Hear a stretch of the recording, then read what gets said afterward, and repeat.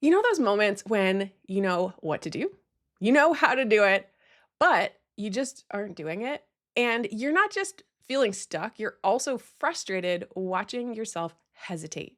You can feel the discomfort rising when you think about taking action. So you just gotta keep putting it off. It's this emotional regulation. Sometimes this is biological, like how low dopamine levels can make it difficult for people to initiate tasks. But today, I want to zero in on those times when it is a psychological roadblock, when you are stopping yourself because of fear, whether conscious or unconscious. You are worried that following through could result in a negative outcome, that something bad might happen and it's just better to avoid it.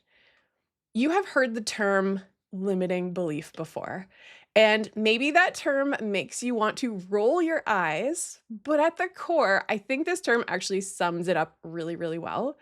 You believe something bad could happen, so you limit yourself. You limit your actions, you limit what you do. And I think the best way to overcome a limiting belief is by challenging it. And the most powerful way to challenge a belief is through this firsthand experience. It's taking action even when you are nervous and you pay attention to what really happens. And when I say really happens, I mean it's about taking in all of the evidence and then you can start to adjust your beliefs.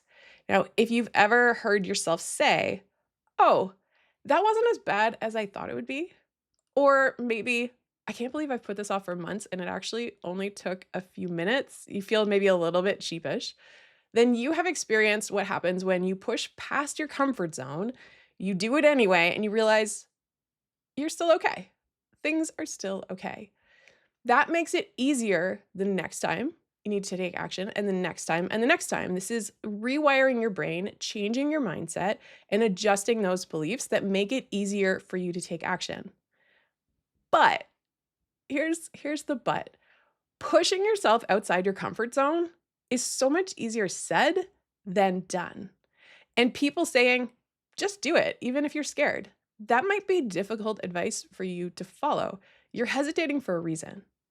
So, what can you do instead?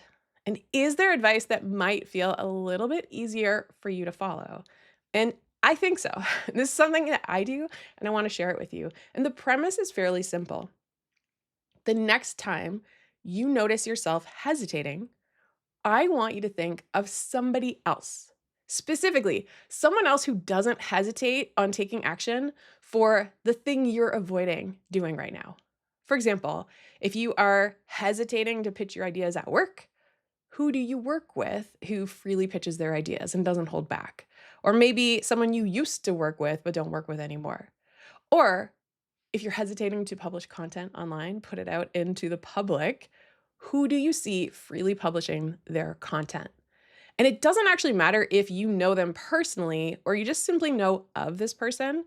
We just want to start by identifying them first. And then you want to ask the question, how do their beliefs differ from mine?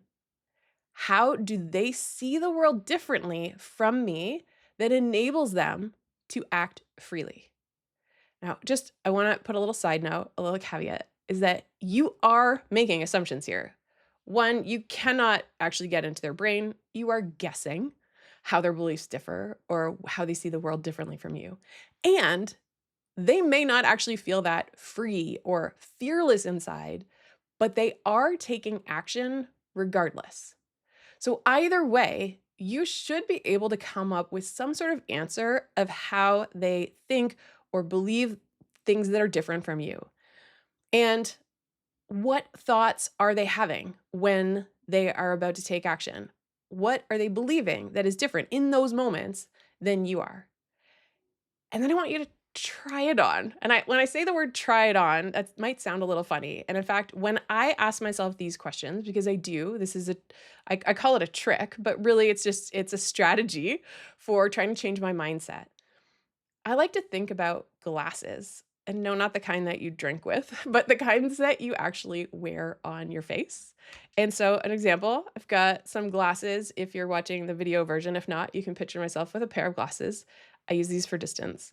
But What you are doing is essentially trying on somebody else's glasses. You're putting them on your face and you're looking through the world through their lens, through their eyes. When they look out at the world, what do they see differently than you? Are they seeing the same threats that you see? Are they having some of these same limitations of thinking, okay, this bad thing might happen? Because clearly they're taking action and you're resisting taking action. Now, if you do this with one person and you think, I don't know, that doesn't really fit, you can always try on another pair of glasses and see what works. Now, when I say to try this on, there are a couple things that are happening. One is that you are actively trying to put yourself in their shoes, and you can do this on a theoretical level, just like a thought experiment of what do they believe that's different from me? So the person who's pitching their ideas, even if they're hesitant, might say, you know what?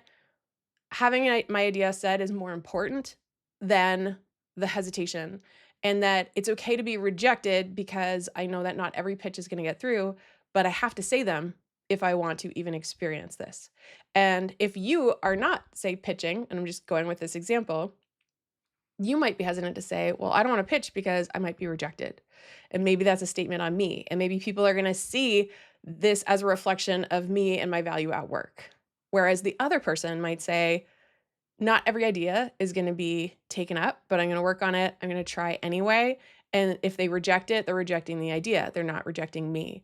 You see how those are two examples of seeing the world differently. In one case, you're looking at the world saying, if my idea gets rejected, then that says something about me as a person. And the other person sees the world and says, if my idea gets rejected, my idea is getting rejected, not me. And so those are two different thoughts, and you can kind of try them on. And so if I'm someone who's worried about feeling rejected as a person, I can sort of try on these glasses, look at the world through this lens that says a rejection of an idea is the idea. And it's not about me. And how does that feel? And so the first part of the thought experiment is just actually noticing what changes and shifts in you when you try on that belief or you try on that thought. Because that in and of itself can start to feel freeing and you can start to adjust things. However, remember I said taking action is really important. And so I think that the next stage is not just trying on the thought or the belief, seeing the world through these glasses, but also taking action.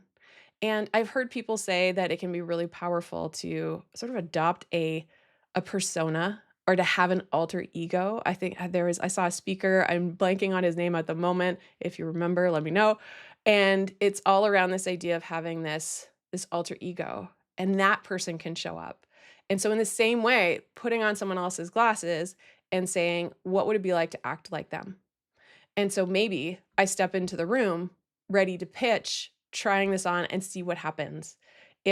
So first of all, maybe they'll actually take the idea or take a version of the idea. It won't be flat out rejected. So that's a possibility.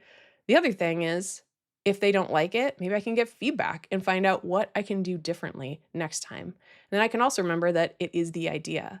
But you have to actually try it. But it can feel a little easier when you try it looking at the world through their glasses and trying that on. It sort of empowers you in a different way than if you just go in there and just try to say, just do it scared, even with all of these beliefs. There's like this extra step in advance where you're sort of shifting your mindset so makes it a little bit easier for you to take action. Now, if we look at the content idea, very similar, that putting something out into the world for other people to see can be very daunting. And those are very similar examples. I should probably think of another example. But you can see how when you start to picture the world through someone else's lens, it can be really empowering.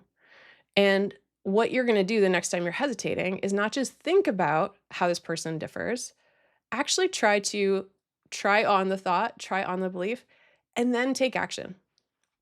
Now, something that I think is really important to preface is that when you are testing out and taking action and experimenting in order to challenge beliefs, I do think it's important to stress that you should do this in a way that feels safe. If you thought that pitching an idea at your next meeting might actually compromise your job, those are higher stakes. That's higher risk. And so maybe don't do that, but maybe in a smaller setting, you can pitch an idea, pitch one on one, or put it out to a smaller group. Similarly, if we take the content idea, maybe you're not necessarily putting out to the public, but you're sharing it with some other people to get their feedback on it. So there's a way to take a first step that feels a little bit safer, but then we need to pay attention. You need to actually notice what happens so that you can start to adjust and say, okay, is this really valid? Did the bad thing happen? Maybe it didn't happen at all. Maybe there was no bad thing. But sometimes bad things still do happen. Maybe you put out content and nobody says anything. Maybe you pitch an idea and they don't take it. And that can sting, but you also want to pay attention to what happens after. Am I still okay? Are people still listening? Are there other opportunities for me? And so, taking in all of that evidence, these are the things that help you to change your mindset, and you're slowly rewiring your brain. Changing your mindset, this is some of the hardest work that you're going to do when you have these limiting beliefs. But it is like having a field with tall grass. And the first time you walk over it and you look back, you might not see the path that you walked on. But if you keep walking on the path over and over and over again, soon you'll look back and you will see the path. That is how a path is created in a fresh field. The same thing happens in your brain. And the way we do that is by walking over the path, by taking action, and doing that over and over again until we realize, okay, this is safe. I can take this action. And we are releasing ourselves from that hesitation and from those fears. And for me, it's so much easier to try on someone else's glasses in order to look at the world differently, to see the threats differently. Maybe those threats are lessened and I'm not as worried about something happening. I'm also taking a look at evidence that other people are doing the thing and they are also still okay. And that's really powerful. So considering other people, trying on their glasses, trying on their beliefs, trying on their thoughts, sitting with those feelings, and then testing it out for yourself. These are things you can do to help overcome that hesitation. It's a trick you can use anytime you are feeling stuck and you know that you're hesitating and there's something that's going on. Now, I want to shift gears and talk a little bit about my most recent experiment in which I am trying to adopt this same technique.